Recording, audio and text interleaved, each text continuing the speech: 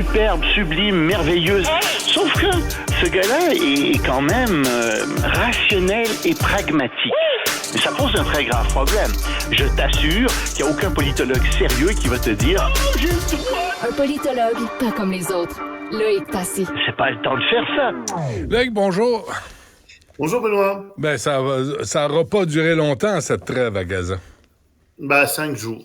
Évidemment, ça a permis de libérer quelques otages, c'est déjà ça. Mais ça vient d'arrêter aujourd'hui parce que, suivant le gouvernement israélien, le Hamas aurait lancé quelques roquettes contre le territoire israélien. Je suis plutôt enclin à croire Israël là-dessus, puisque hier, il y avait eu, on s'en était parlé, un attentat qui avait fait 3 morts et qui avait été revendiqué par le Hamas, qui s'en était vanté. Donc oui, ils ont arrêté la trêve. Oui, bravo au Hamas, félicitations. Ouais. Et donc, ça a repris. Dans les minutes qui ont suivi, Israël a immédiatement contre-attaqué et donc ils sont maintenant dans Hamas à nous, dans la bande de Gaza à nouveau, et ils vont attaquer le sud. Les États-Unis leur demandent de faire preuve de retenue. Il y a 80% des Palestiniens qui vivent dans Gaza qui sont déplacés et la situation, on le sait, est extrêmement dure pour les civils qui sont là. On verra bien ce qui va arriver. Mais je te rappelle, le ministre de la Défense israélien dit que non, il allait attaquer et en redoublant les attaques, ça allait être encore plus fort. On a eu aussi des nouvelles. Excuse-moi, mais tu as lu dans le Wall Street Journal aujourd'hui, là, il annonce, écoute, ils sont le Mossad, le service d'intelligence israélien, le gouvernement israélien promet d'assassiner tous les leaders du Hamas, que ce soit au Liban, au Qatar, en Turquie, en Russie, en Iran, ils vont les trouver et ils vont les tuer. Oui, et ils n'ont pas le choix. Je pense que c'est une politique qui est très dure, mais ils n'ont pas le choix. Ces gens-là sont non seulement, ce sont non seulement des islamistes, ce sont aussi des terroristes. Ces gens-là ont le cerveau complètement lessivé par leur propre propagande parfois. Ils s'imaginent encore une fois que il faut complètement détruire Israël et renvoyer à la mer tous les juifs israéliens, ce qui n'a aucun sens. Donc, ces gens-là sont prêts à tout. Au meurtre, à la haine, à la torture, au viol. Et ce que j'allais dire, c'est qu'ils n'ont même pas bien traité les otages. Les otages avaient presque rien à manger. Je comprends qu'il n'y avait pas grand-chose à manger là-bas, mais ils vivaient dans le noir, dans l'obscurité, 22 heures sur 24, l'obscurité complète.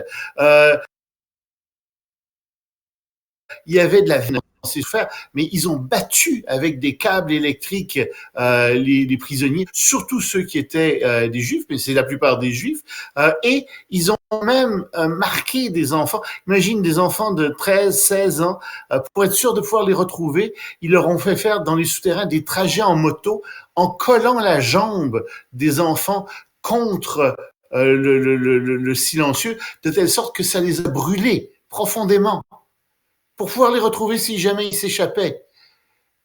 Mais mais quel état d'esprit! C'est rare qu'on traite aussi mal des otages. En général, les otages sont assez bien traités partout dans le monde, mais pas le Hamas. Le Hamas ne traitait pas bien ses otages, et je suis sûr qu'il y a d'autres histoires terrifiantes qui vont ressurgir. Ça, c'est la pointe de l'iceberg. C'est ce qui vient de sortir.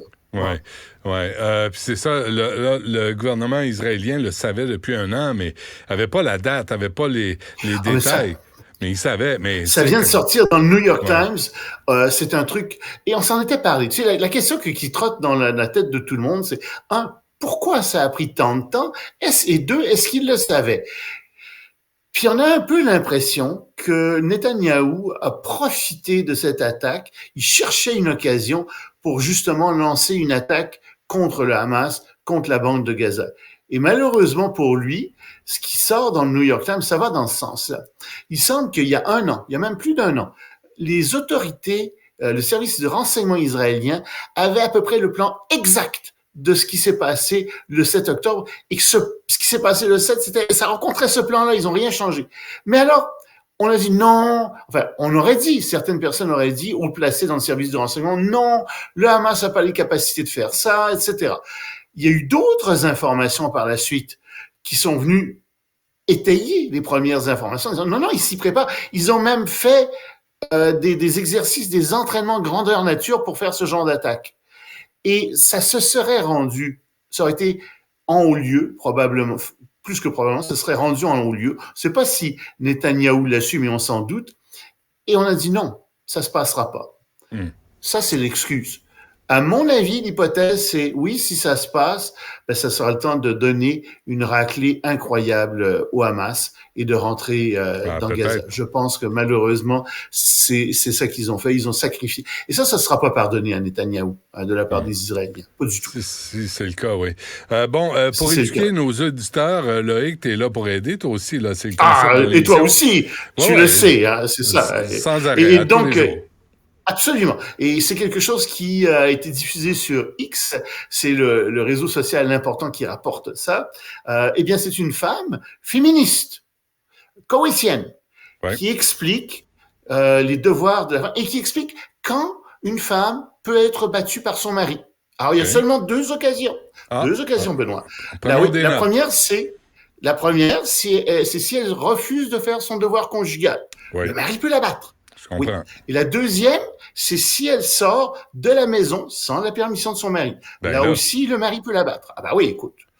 Et il y a quand même des restrictions à ça. Le mari peut la battre, mais il peut pas la faire saigner et il peut pas non plus laisser des marques noires sur elle. Si c'est le cas, malheureusement, le mari s'expose à des amendes. Oui, prends des notes, hein, prends des notes. Oui, je prends des notes. Mais tu sais, je veux dire, on dit ça sur le ton de l'ironie, c'est aucun sens. Ça se peut pas entendre ça au 21e siècle. C'est incroyable d'entendre des trucs pareils. Et elle trouve ça très bien.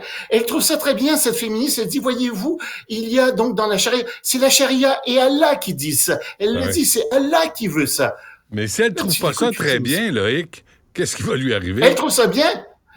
Ah, mais elle n'a pas le choix de trouver ça très bien, mais elle trouve ça très bien pour une raison qui est la suivante, c'est que elle dit, voilà, il y a des limites qui sont imposées à la force que le mari peut exercer sur la femme. Et donc, si le mari pense que ça... Parce que la force peut être exercée de manière de plus en plus grande. Si la femme obéit pas au départ, si l'épouse obéit pas au départ, le mari peut battre plus fort sa femme. Une question, Loïc, je veux m'instruire, là. Qui a le droit de battre le mari? C'est ça pour l'instruction des gens. Qui a le droit de battre le mari? Non, il n'y a personne qui a le droit de battre le mari. Ça, non, ça marche pas. Pourquoi? Non, c'est très curieux. Mais si le mari le mari n'a pas besoin de demander la permission à sa femme pour sortir de la maison. Et je pense qu'il peut pas refuser il peut refuser son devoir conjugal aussi. Il n'y a pas de problème. De toute façon, on sait que les hommes peuvent avoir jusqu'à 5 femmes. Ben oui. Le mari, il y a une condition. Il y a une condition. C'est la condition de les aimer toutes également. Ah, OK. Et à même fréquence. Ça, c'est plus difficile. Alors, le mari peut sortir en gogoune, puis en Marcel, puis en pantalon court, mais la femme doit être couverte de la tête aux pieds jusqu'au poignet. Exactement. Et il a le droit de la battre. Il ne faut pas qu'elle saigne. Il ne faut pas qu'il laisse de marques. Il ne faut pas que ça laisse de marques noires. OK, des ecchymoses. OK, parfait. Donc, c'est quand même un défi pour les maris, là. C'est écœurant. C'est dégueulasse. C'est incroyable. C'est dégueulasse. Incroyable. Et tu sais, il y a des gens au Canada qui veulent que la charia soit appliquée, qui veulent qu'on ait des tribunaux islamiques avec la charia. C'est ça qu'il y a dans la charia. Moi, je comprends les hommes qui veulent ça, mais les femmes qui veulent ça, moi, je comprends pas les hommes qui veulent ça. Excuse-moi, je serais capable de lever la main sur mon épouse. C'est impossible. Comprends ce que je dis, là. Les hommes veulent ça pour acquérir un pouvoir qu'ils n'ont pas, là, auquel ils n'ont pas droit. Mais eux autres, la religion va leur accorder un pouvoir qu'ils pensent absolu, puis eux autres, ça compense dans leur tête. Mais les femmes qui savent qu'ils vont manger une volée si on applique la charia, ça, vraiment, c'est un mystère pour moi.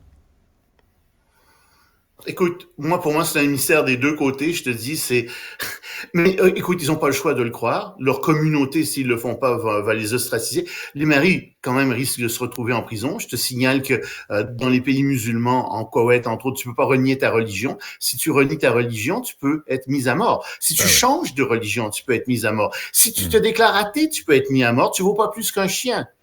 Écoute, c'est grave ce qui se passe dans ces pays-là, c'est du lavage de cerveau. Puis il faut en être conscient, il faut savoir qu'il y a des musulmans pas tous, mais des fondamentalistes musulmans qui viennent ici, puis qui disent, ben oui, c'est ça le multiculturalisme, on aimerait que notre façon de vivre soit reproduite au Canada, on trouve ça très bien.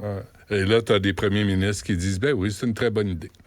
On se laisse sur ces paroles de sagesse et reparlons-nous lundi, Loïc. Ça marche, Benoît, à lundi.